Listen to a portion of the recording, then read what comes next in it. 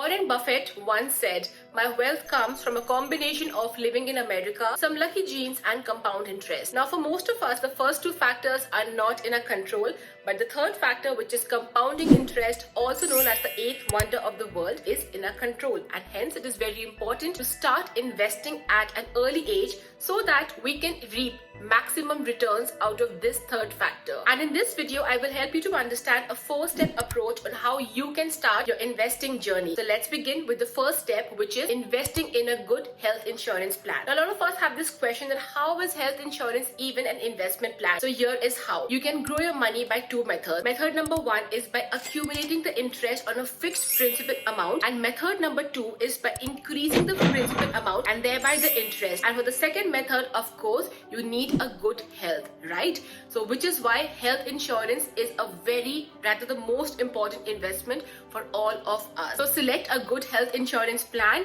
and make your first investment. Step number two is to have an emergency fund. Now, once you have the health insurance sorted, you can start saving up in the form of an emergency fund. And this amount can vary from individual to individual, but as a thumb rule, you should put away at least 3 to 6 months of your expenses in the form of an emergency fund. So let's take an example that if you have a monthly expense of 20,000 rupees, then ideally you should have an emergency fund of anywhere between 60,000 to 1.2 lakh rupees. And here's a pro tip. Always park your emergency fund amount in a liquid savings account so that you are able to access this money quickly if needed. Step number 3 is budgeting and allocation. Now, this is the step where you actually start creating an investment portfolio depending on your risk appetite and return expectations and the time horizon. Now, there are many budgeting rules which exist, and this is something which completely depends on person to person and also will vary a lot depending on your age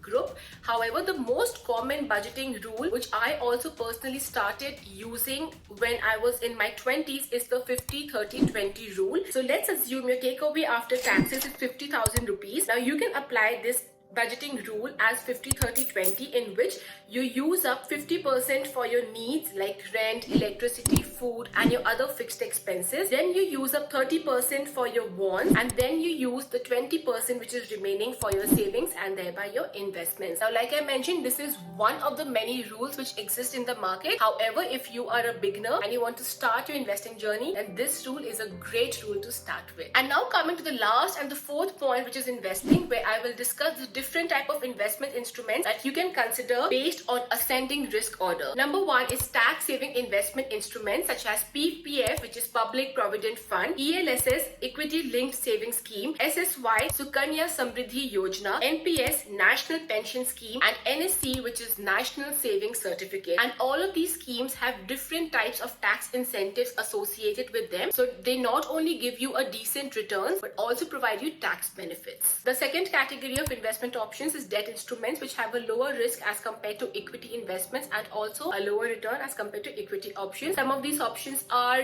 fixed deposits, government bonds, and even debt mutual funds. The third category is mutual funds, which again have different categories under them. The most basic ones are debt mutual funds, equity mutual funds, and hybrid mutual funds, which is a combination of debt and equity mutual funds. Now, these mutual funds can be decided depending on your risk and return appetite. For low or medium risk, you can select debt or hybrid mutual funds, and for high risk and higher returns, you can select an equity mutual fund. And the fourth category of investment instruments is equity, but remember, this is the asset class which is extremely risky but also has been seen over time to give the maximum returns as compared to any other asset classes. And here are a few type of instruments under the equity category, such as FNO, which is an options, equity mutual funds, direct stocks or direct shares also, or cryptocurrency. But most important point to remember here is diversification. Think of it like the different subjects in a syllabus. It is great to excel in one or two subjects, but it is also important to pass in all the other subjects if you want to have an overall